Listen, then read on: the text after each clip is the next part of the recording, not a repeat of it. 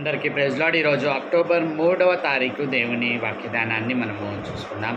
ప్రాముఖ్యంగా ఈరోజు మనము ధ్యానం చేసేటటువంటి విషయము విశ్వాసులు ధరించుకునేటటువంటి యుద్ధ వస్త్రములు ఏవైతే ఉన్నాయో దాన్ని గురించి ఈరోజు మనము చూడబోతా ఉన్నాం. నిన్నటి దినాన విశ్వాసులు ఎదుర్కొనేటటువంటి ఆ పోరాటంలో ఆ యుద్ధ స్థితిని మనం చూసి ఉన్నాం. అయితే ఈరోజు పౌలు చక్కగా వారు ధరించవలసినటువంటి ఆ వస్త్రములు, అంటే యుద్ధానికి సరిపడవలసినటువంటి వస్త్రములు ఏవైతే ఉన్నాయో వాటిని గురించి పౌలు ఇక్కడ కోట్ చేస్తుండడం మనం గుర్తించగలగాలి. ఏ విషయాలతో మన సిద్ధాంతపరమైనటువంటి విషయాలను అక్కడ సైనికులు ధరించేటటువంటి ఆ వస్త్రములతో కంపేర్ చేస్తూ ఉన్నాడు. దాన్ని బట్టి ఇక్కడ మనం గ్రహించబద్ధులమై ఉన్నాము. ఈరోజు మనం గమనించినట్లయితే మనం ధ్యానం చేసేటటువంటి వచనాలు ఎఫెసీలకు రాసినటువంటి పత్రిక 6వ అధ్యాయము 14-15 వచనాలను మనం ధ్యానించబోతా ఉన్నాం. 14వ వచనం, ఎలాగనగా మీ నడుమునకు సత్యమను దట్టి కట్టుకొని నీతియను మైమర్పు తొడుగుకొని పాదములకు సమాధాన సువార్త వలనైన సిద్ధ మనసును జోడు తొడుగుకొని నిలువబడుడి. 3 విషయాలను ఈరోజు ప్రాముఖ్యంగా మనము గమనించబోతా ఉన్నాం. ఈ 3 విషయాలను గమనించక ముందుకు మనం ప్రాముఖ్యంగా గ్రహించేటటువంటి విషయం, నేటి దినాన మన శత్రువు ఎవరు, మనము పోరాడేటటువంటి వాడు ఎవరు, వాడు ఎట్టి కుయుక్తుల ద్వారా మనల్ని మోసపరిచే ప్రయత్నం చేస్తాడో మొదటగా ఆ విషయాలను మనం గ్రహించబోతా ఉన్నాం. సాతాను లేదా అపవాది యొక్క ఆ ప్రారంభం నుంచి కూడా మనం గమనించినట్లయితే వాని యొక్క స్థితి లేదా వాడు ప్రతి ప్రయత్నంలోనూ చేసేటటువంటి విషయాన్ని కనుక మనం గమనిస్తే విశ్వాసులను దేవుని నుండి దూరపరచాలి. దాని కొరకు వాడు చేసేటటువంటి ప్రయత్నాలు, ఆ అటెంప్ట్స్ ఏమైతే ఉన్నాయో ఒకవేళ మనం గమనించినట్లయితే మొదటగా వాడు చేసేటటువంటి ప్రయత్నం ఏంటంటే దేవుని యొక్క గుణలక్షణములను లేదా దేవుని యొక్క క్రెడిబిలిటీని దెబ్బతీసే ప్రయత్నము మన దృష్టిలో చేస్తూ ఉంటాడు. ఆలోచించండి, ఆదాము అవ్వలు ఆ ఏదేను వనములో ఉన్నప్పుడు అక్కడ దేవుడు వారికి ఒక పండును తినవద్దని చెప్పాడు. ఆ పండును తినవద్దని చెప్పినప్పుడు ఈ అపవాది లేదా సాతానుడు వారిని ఎదుర్కొనినటువంటి తీరులో గనక మనం చూస్తే ఇది నిజమా అని చెప్పి వారిని ప్రశ్నిస్తూ అక్కడ చెప్పినటువంటి విషయాన్ని కనుక మనం ఆలోచిస్తే, మీరు చావనే చావరు, మీ కన్నులు తెరవబడి మీరు కూడా దేవుని వలె, దేవతల వలె అవుతారు. అంటే ఇక్కడ గ్రహించాల్సినటువంటి విషయము, దేవుని యొక్క క్రెడిబిలిటీని పక్కదారి పట్టిస్తున్నట్లుగా మనం చూడగలుగుతూ ఉంటాము. రెండవదిగా సాతాను యొక్క ప్రయత్నం ఏమిటి అనేది కనుక ఈ లోకంలో మనం గమనించినట్లయితే మన దైనందినటువంటి జీవితాలలో ఎటువంటి పరిస్థితులను కల్పించడం అంటే కోలుకోలేకుండా లేదా లేచి నిలబడలేకుండా ఒకలాంటి పరిస్థితిని, ఆ శ్రమల యొక్క స్థితిని కలిగించి దేవునికి లోబడకుండా చేయడము. దీని ద్వారా ఏంటంటే ఆ దేవుని మందిరానికి రాకుండా, లేకపోతే తన శ్రమల ద్వారా తాను నీరసించిపోయి నిరాశలోకి దిగిపోయే విధముగా అక్కడ అపవాది చేసే ప్రయత్నము చేస్తూ ఉంటాడు. నేటి దినాన ఇటువంటి స్థితిలో ఎంతమంది పడిపోవడం లేదు? ఎందుకంటే ఈ శ్రమలో వారి జీవితానికి దేవుని విషయంలో దేనికైనా కూడా అడ్డంకిగా ఉంటుండడం మనం చూడగలుగుతూ ఉంటాం. 3వ విషయాన్ని కూడా మనం గమనిస్తే సాతానుడు ఏమి చేసే ప్రయత్నం చేస్తాడంటే సిద్ధాంతపరమైనటువంటి విషయాలలో ఒకలాంటి కన్ఫ్యూషన్ను క్రియేట్ చేయడము, అంటే గందరగోళాన్ని, సందేహాలను వారి మనసుల్లో ఉంచితే ఇంకా దాని విషయంలో వారు దేవునికి శాశ్వతంగా దూరమైపోతారు. ఈ కన్ఫ్యూజన్స్, డాక్ట్రినల్ ఇష్యూస్ గురించి మనం ఆలోచిస్తే, మనం గమనించినట్లయితే కొన్ని ఎసెన్షియల్స్ అంటే అవసరమైనవి లేదా ఖచ్చితంగా చేయవలసినటువంటివి ఉంటాయి. అట్లాగే నాన్ ఎసెన్షియల్స్ అవి మన వీలును బట్టి చేసుకునేటట్టు, అంటే వీటి విషయంలో we should not have any confusion. క్లియర్గా ఆలోచించండి. ఇక్కడ తండ్రిని గురించి అయినటువంటి విషయాల్లో, కుమారుని గురించి అయినటువంటి అవగాహనలో, పరిశుద్ధాత్మని గురించి అయినటువంటి అవగాహనలో, ఇంకా మనం గుర్తించినట్లయితే త్రిత్వం అనేటటువంటి సిద్ధాంతమును గురించి, ముగ్గురు విడివిడి వ్యక్తులు ఏకకాలంలో ఇన్ వన్ పర్సన్, ఒక వ్యక్తిలో పనిచేస్తుండేటటువంటి విషయాన్ని త్రిత్వం అనేటటువంటి సిద్ధాంతంలో, సువార్త సత్యము, ఇటువంటి విషయాల్లో మనం గమనించినట్లయితే నో కన్ఫ్యూజన్. సిద్ధాంతపరమైనటువంటి ఆ విషయాల్లో ఎటువంటి సందేహాలు మనకు ఉండకూడదు. దే ఆర్ ఖచ్చితమైనవి. ఎసెన్షియల్స్, నాన్ ఎసెన్షియల్స్ ఉంటాయి. ఇక్కడ మనం గమనించినట్లయితే నాన్ ఎసెన్షియల్స్, ఆదివారం ఆరాధన ఎప్పుడు పెట్టుకోవాలి, ప్రభు వల్ల ఎప్పుడెప్పుడు తీసుకోవాలి, అంటే మన యొక్క విశ్వాసాన్ని లేదా సత్యాన్ని, డాక్ట్రినల్ ఇష్యూస్ ఏవైతే ఉంటాయో ఆ సత్యాన్ని ట్విస్ట్ చేస్తే మన విశ్వాసానికి ప్రమాదం అవుతాయో అవి ఖచ్చితంగా నాన్ ఎసెన్షియల్స్. వాటి గురించి పెద్ద వాదనకు, లేకపోతే ఇంకా అది చేయకపోతే మన వీలును బట్టి మన ఆరాధన సమయాన్ని మనం కేటాయించుకుంటాం. మన యొక్క ఉద్దేశం ఏమిటి? అందరూ ఆరాధనలో పాల్గొనాలి, అంతేగాని మనము ఈ టైంకే పెట్టుకోవాలనేది ఏమి లేదు. ప్రభు బల్ల విషయంలో కూడా అట్లాగే ఇట్లా వివిధమైనటువంటి నాన్ ఎసెన్షియల్స్ విషయంలో అక్కడ ఎటువంటి కన్ఫ్యూజన్ ఉండకూడదు. ఇంకా నాలుగో విషయాన్ని మనం ఆలోచిస్తే సాతానుడు ఏం చేస్తాడు అనేటువంటి విషయాన్ని ఇక్కడ మనం గమనించినట్లయితే, మనము ప్రభావవంతమైనటువంటి పరిచర్యను, విశ్వాస జీవితాన్ని కలిగి ఉండకుండా ఇక్కడ ఏం చేస్తాడనంటే సమయాన్ని కల్పించకుండా, అంటే పూర్తిగా ఈ లోకపరమైనటువంటి విషయాల్లో బిజీ పెట్టేసి వారు సంఘానికి, పరిచర్యకు దూరమయ్యే విధముగా ఆ స్థితిగతులను కల్పిస్తూ ఉంటాడు. ఎందుకనంటే ఆలోచించండి, నేటి దినాన ఎంతమంది ఇటువంటి ఆ సమయాన్ని వెచ్చించలేక దేవుని మందిరాలకు, దేవుని యొక్క సహవాసాలకు దూరమైపోతూ ఉన్నారు. ఇక ఐదో విషయాన్ని ఇక్కడ మనం గమనించినట్లయితే అపవాది ఏంటంటే చాలా తెలివైనటువంటి వారు. అందరూ ఏకకాలంలో చక్కగా అన్నీ పని జరుగుతూ ఉంటే పరిచర్యలో మనం గమనించినట్లయితే అతడు విభాగాలను, మరి ముఖ్యంగా మనం గమనించినట్లయితే విడిపోయేటటువంటి విధముగా మనం గుర్తించినట్లయితే అక్కడ మన మధ్యలో డివిజన్స్ను తీసుకురావడం మనం చూడగలుగుతూ ఉంటాము. అంటే డివిజన్స్ను తీసుకొని వస్తే రెండు గుంపులుగా విడిపోయి వారు పోట్లాడుకుంటారు, లేకపోతే ఇతరమైనటువంటి, అంటే దేవుని పని జరగొద్దు అంతే సాతాను యొక్క ఉద్దేశం. ఆరో విషయాన్ని మనం ఆలోచించినట్లయితే మనకుంటున్నటువంటి నిధుల మీద ఆధారపడే విధముగా సాతానుడు ప్రేరేపిస్తాడు. అంటే దేవుని మీద ఆధారపడకుండా నీ రాబడి మీదనో, నీకుంటున్నటువంటి హోదా మీదనో, నీకుంటున్నటువంటి పేరు ప్రఖ్యాతల మీదనో, నీ దగ్గర నిల్వ ఉంటున్నటువంటి ఆ ధనమును బట్టో, ఆస్తిని బట్టో నీవు వాటి మీద ఆధారపడ, అంటే దేవుని మీద ఆధారపడే తత్వాన్ని మానవుడు కోల్పోవడము ద్వారా దేవునికి దూరము చేసే ప్రయత్నము చేస్తూ ఉంటాడు. అట్లాగే ఏడవదిగా మనం గమనించినట్లయితే సాతానుడు చేసేటటువంటి అతి పెద్ద ప్రమాదకరమైనటువంటి విషయాన్ని ఇక్కడ మనం గమనించినట్లయితే ఒకలాంటి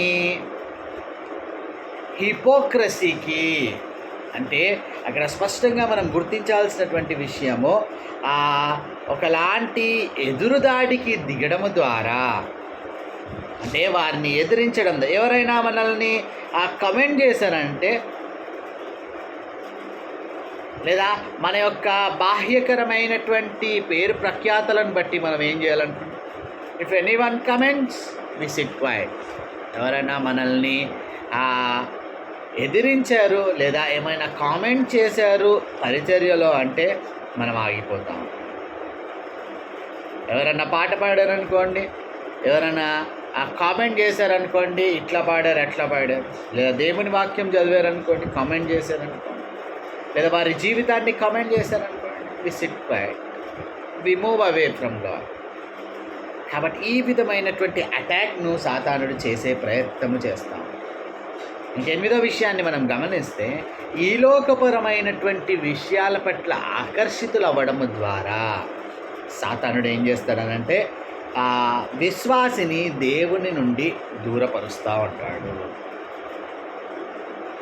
ఇక చివరిగా 9వ విషయాన్ని కనుక మనం ఆలోచిస్తే, ఇక్కడ దేవుని యొక్క వాక్యానికి విధేయత చూపెట్టకుండా, లోబడకుండా సాతానుడు అక్కడ ఒక విశ్వాసిని పక్కదారి పట్టిస్తున్నట్టుగా మనము చూడగలం.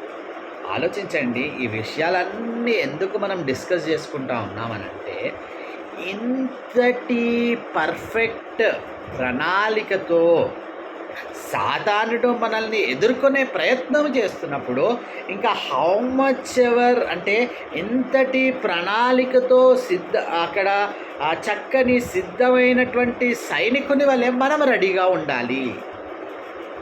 ఆలోచించండి, when the attack is more, లేదా ఆ సాతానుడు ఎదిరించాలనేటటువంటి ఆ తత్వం ఏదైతే బలముగా మన యొద్దకు వస్తూ ఉన్నప్పుడు మనం ఎంత ధీటుగా ఎదుర్కోవాలనేటటువంటిది ముఖ్య ఉద్దేశము ద్వారా మొదటగా ఇక్కడ మనము ఈ యొక్క స్పష్టమైనటువంటి విషయాల కొరకు మనం మాట్లాడుతున్నాము.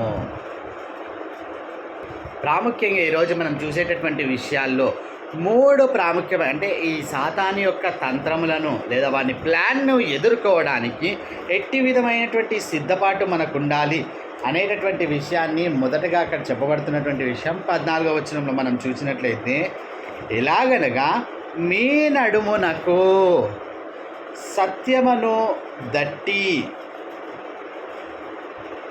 కట్టుకొని అనే విషయాన్ని మనం చూడగలుగుతాం. మొదటగా అక్కడ జ్ఞాపకం చేయబడుతున్నటువంటి విషయం, మన నడుములకు సత్యం అనేటటువంటి దట్టి. ఆలోచించాలి, పౌలు ఇక్కడ క్లియర్గా ఆనాటి కాలంలో ఈ ఎఫ్ఎస్సీలు లేకపోతే ఆ కాలంలో ఉంటున్నటువంటి రోమా సైనికులు ధరించేటటువంటి ఆ వస్త్రములను, యుద్ధ వస్త్రములను దృష్టిలో ఉంచుకొని ఈ విషయాలు మాట్లాడుతున్నట్లుగా మనం గ్రహించగలగాలి. మొదటగా చెప్పబడుతున్నటువంటి మాట, సత్యం అనే దట్టిని ధరించుకోవడము. కాబట్టి ఇక్కడ గ్రహించాల్సినటువంటి విషయము, the girdle that they are wearing అంటే ఈ నడుముకు వారు ధరించేటటువంటి ఆ వస్త్రం ఏదైతే ఉంటుందో, it gives them to stand firm. వారు స్థిరముగా అంటే ఒంగి కాకుండా స్ట్రైట్గా విత్ ఏమంటారు ఒకలాంటి నిటారుగా నిలబడి వెళ్ళడానికి ఈ సత్యం అనే దట్టి వారికి సహాయకరంగా ఉంటున్నట్లుగా మనం ఈ నడుమునకు కట్టుకునేటటువంటి ఆ దట్టి ఏదైతే ఉంటుందో అది చేయబడుతున్నటువంటి తీరు లేదా అది వారు ధరించుకొని ముందుకు వెళ్ళేటటువంటి క్రమమును గనక మనం ఆలోచించినట్లయితే అది వారికి ఒక ప్రాథమిక వస్త్రముగా సైనికులకు ప్రతివారు దాన్ని ధరించుకొని అంటే అది ఇట్లా హోల్స్తో స్క్వేర్ టేప్లో హోల్స్ ఉండేటటువంటి విధముగా ఉండేటటువంటి వస్త్రముగా మనం అక్కడ చూడగలుగుతూ ఉంటాము. ఈ విషయంలో మనం ఆలోచించినట్లయితే సాతాను యొక్క తంత్రములను ఎదుర్కోవాలనంటే ద వెరీ ప్రైమరీ టూల్ ఏంటి అనంటే సత్యమును మనము పట్టుకోవాలి. ఏ సత్యం అంటే అది యేసుక్రీస్తు ప్రభువు వారిని గురించి అయినటువంటి విషయాల్లో ఆ సత్యమును మనము, ఎందుకనంటే ఇక్కడ మనం గ్రహించినట్లయితే every false attack from Satan, సాతాను నుంచి మనకు ఎదురయ్యేటటువంటి మొదటి మొదటి ప్రమాదం ఏదైతే ఉంటుందో అది డాక్ట్రినల్ అటాకే. కాబట్టి ఆ సత్యమును నీవు గట్టిగా పట్టుకొనినట్లయితే, అంటే ఈ సత్యము గురించి నువ్వు మనం గమనించినట్లయితే, నీ నడుము పడిపోతే ఎట్లా ఉంటుందో ఈ సత్యం విషయంలో నువ్వు పడిపోతే అట్లాగే ఉంటుంది. కాబట్టి ఈ విషయాన్ని ఇక్కడ స్పష్టంగా గ్రహించు వారమై ఆ సత్యం అనేటటువంటి ఆ దట్టిని మన నడుములకు కట్టుకునే వారమై ఉండాలి. రెండవదిగా మనం గమనించినట్లయితే, నీతి అను మైమర్పు తొడుగుకొని, the breastplate of righteousness అంటాడు. ఇక్కడ మనం గమనించినట్లయితే ఎందుకు ఈ నీతి అనేటటువంటి విషయాన్ని గురించి అక్కడ మాట్లాడుతూ ఉన్నాడనంటే, సాతానుడు మానవుణ్ణి మోసపరిచేటటువంటి విషయము ఏది అనేది కనుక ఇక్కడ మనం ఆలోచిస్తే, మొదటగా ఈ మైమర్పు, ఈ బ్రెస్ట్ ప్లేట్ ఎట్లా ఉంటుంది అనే విషయాన్ని కనుక మనం ఆలోచిస్తే, అది ఒక స్టీల్తో చేయబడినట్లుగా, ఇంకా మనం ఆలోచించినట్లయితే అదొక అంటే ఇటు స్లీవ్లెస్ పీస్, అంటే అది చేతులకు దిగబడకపోకుండా కేవలం ఇక్కడ మన బ్రెస్ట్ పార్ట్ కవర్ మన ఈ ఛాతి పార్ట్ కవర్ అయ్యేటటువంటి విధముగా అది తయారు చేయబడ్డము. అది ఎటువంటి బాణములను సంధించినా కూడా ఈ బ్రెస్ట్ ప్లేట్కి తగిలినప్పుడు మనుష్యునికి ఏ హాని చేయనటువంటి విధముగా అక్కడ ఉండేటట్టుగా మనం చూడవచ్చు. అయితే ఈ నీతి అనేటటువంటి మైమర్పు విషయంలో నేటి దినాన ఒక విశ్వాసి ఎట్లా మోసగించబడతాడు అనంటే, తాను ఎప్పుడైతే తన స్వనీతి, రెండు రకాలైనటువంటి నీతిలను గురించి ఇక్కడ మాట్లాడబడుతుండడం మనం స్వనీతి మీద ఆధారపడడం. నేటి దినాన అనేకులు దేవుని యొద్దకు రాలేకపోవడానికి గల ముఖ్య కారణము వారి స్వనీతిని ఆధారము చేసుకుంటా ఉన్నారు. ఆలోచించాలి. యెషయా భక్తుడు చెప్తున్నటువంటి విషయాన్ని కనుక మనం ఒకవేళ ఆలోచిస్తే, నీ నీతి క్రియలు మురికి గుడ్డల వలె. అంటే మన నీతి క్రియలు దేనికి పోల్చబడుతూ ఉన్నాయి? ఆలోచించండి. రోమిలకు రాసినటువంటి పత్రికలో మనం గమనించినట్లయితే, ఏ భేదమును లేదు, అందరూ పాపము చేసి, అందరూ అనేటటువంటి విషయంలో ఈ లోక స్టాండర్డ్స్ని బట్టి నీతిగా ఎంచబడేటటువంటి, మీరు ఆలోచించండి. అపోస్తుల కార్యం 10వ అధ్యాయంలో ఈ లోకపరంగా కొర్నేలికి లేనటువంటి అర్హత ఏదీ లేదు, అన్నీ ఉన్నాయి. కానీ నీతిమంతుడా అంటే నో. ఎందుకు? ప్రభువుని ఎరగలేదు గనక, సువార్త ఆయన వినలేదు గనక ఆయన నీతిమంతుడు కాదు. అందుకు కాదా దేవుడు పేతుర్ని ఎన్నుకొని ఆ కొర్నేలి కుటుంబానికి సువార్త ప్రకటింపజేసింది. కాబట్టి ఈ విషయాన్ని మనం గుర్తించాలి. కాబట్టి ఈ స్వనీతి మీద ఆధారపడడం కాదు. రెండవదిగా మనం గమనించినట్లయితే, ధర్మశాస్త్రమును నేను జరిగిస్తా, అంటే ఐఎమ్ ఫుల్ఫిల్లింగ్ ద లా, కాబట్టి నేను నీతిమంతుడు. ధనవంతుడైనటువంటి యవనస్తుడు యేసుక్రీస్తు ప్రభువారి యొద్దకు వచ్చి ఆయన ప్రాధేయపడుతుంది ఏంటి? నిత్య జీవమును పొందుటకు నేను ఏ మంచి కార్యం చేయాలి? నువ్వు ధర్మశాస్త్ర ఈ 10 మోషే ఇచ్చినటువంటి ఆజ్ఞలు ఉన్నాయి కదా, వాటిని పాటించి. అయినప్పటికీ ఆయన నీతిమంతుడిగా తీర్చబడ్డా? ఆయనకు ఉంటున్నటువంటి గర్వం అది కాదా? నేను అవి ఎప్పటి నుంచో చిన్నప్పటి నుంచే. కానీ ఎప్పుడైతే దేవుడు ఆస్తి నమ్మి బీదలకి ఇచ్చి రమ్మన్నాడో అప్పుడు తన ముఖంలో చిన్న బుచ్చుకను. అంటే ఎందుకు? అందుకు కాదా శాస్త్రులు పరిసయ్యులు పుదీనాలోను పోపులోను 10వ వంతు ఇచ్చిన విషయంలో వారంతా ఖచ్చితంగా 2 వారములకు 2 వారు ఉపవాసం ఉండడం, ఇటువంటి విషయాలన్నింటిలో స్పష్టంగా ఉంటా ఉన్నారు. అది కాదా వారికి నేటి దినాన దేవుని యొద్దకు రావడానికి, లేదా యేసుక్రీస్తు ప్రభు వారిని యాక్సెప్ట్ చేయడానికి అడ్డం వచ్చినటువంటి విషయం. ఈరోజు నీతి అనేటటువంటి మైమరుపు తొడుకోవాలి అనంటే దేవుడు మనకిస్తున్నటువంటి నీతి, యేసుక్రీస్తు ప్రభు వారి ద్వారా మనకు ఆపాదించబడుతున్నటువంటి ఆ నీతిని మనం ఇక్కడ గుర్తించు వారమై ఉండాలి. మీరు ఉచితముగా నీతిమంతులుగా తీర్చబడి. ఆలోచించండి. నా దృష్టిలో ఒకవేళ నన్ను గురించే నేను మాట్లాడుకోవాల్సి వస్తే, I'm not at all a righteous person.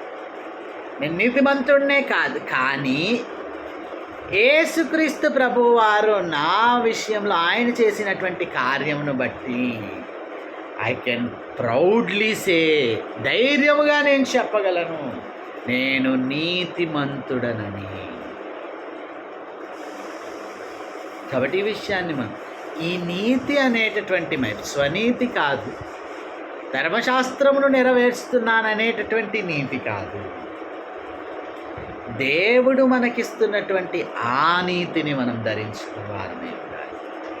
మూడవదిగా మనం అక్కడ గమనించినట్లయితే 15వ వచనంలో చెప్పబడుతున్నటువంటి మాట, పాదములకు సమాధాన సువార్త వలనైన సిద్ధ మనసను జోడు తొడుక్కొని నిలవబడుడి. పాదములకు ఏం తొడుక్కోవాలను? సువార్త వలనైన సిద్ధ మనసను జోడు. సువార్త అనేది దినాన మానవుని యొక్క ప్రతి సమస్యకు, మానవుని యొక్క ప్రతి శ్రమకు, మానవుడు ఏదైతే సొల్యూషన్ కోసమో పరిష్కారం కోసమో ఆలోచిస్తూ ఉంటున్నాడో, for every persons troubles the solution is only gospel. ప్రతి వ్యక్తి యొక్క జీవితాల్లో ఉండేటటువంటి సమస్యలకు, శ్రమలకు నేటి దినాన సువార్తే పరిష్కారం అని ఇక్కడ మనం గ్రహించాలి. ఇక్కడ ఈ సువార్తను ఇతర విషయాలతో మనం ఎప్పుడైతే రిప్లేస్ చేయాలని ట్రై చేస్తూ ఉన్నామో, నేటి దినాన దేవుని యొక్క ప్రణాళిక ఫుల్ఫిల్ అవ్వదు.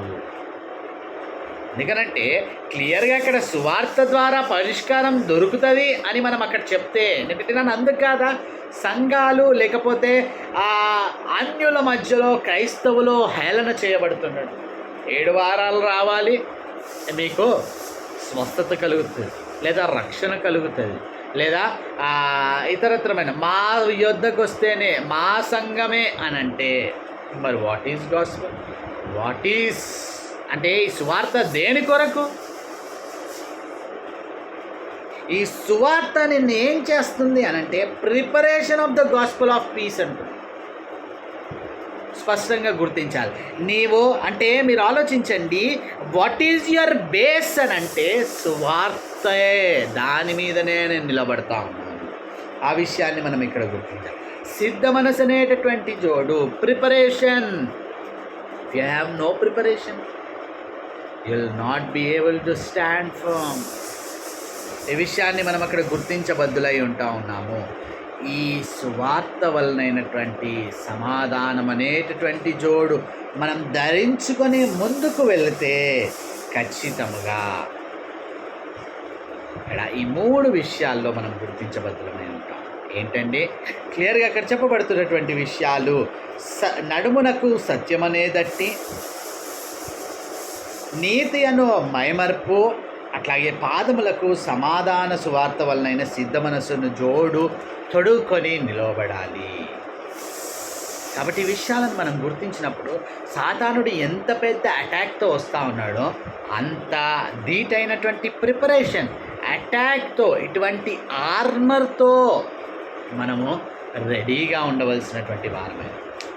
రేపటి దినాన మరి కొన్ని విషయాలను మనము చూడబోతాం. ప్రార్థన చేస్తాను. అత్యంత కృపగల దేవా, అయ్యా, the greater the Saturn's attack, the greater should be our preparation. అయ్యా, సాతాను యొక్క ఎదిరించేటటువంటి దాడి ఎంత పెద్దగా, ఎంత ప్రణాళికపూర్వకంగా వస్తూ ఉన్నాడో అంతకు మించినటువంటి ఎదురుదాడికి తండ్రి దేవా, ప్రిపరేషన్తో తండ్రి దేవా, ఆ రెడీనెస్తో మేము ఉండాలి.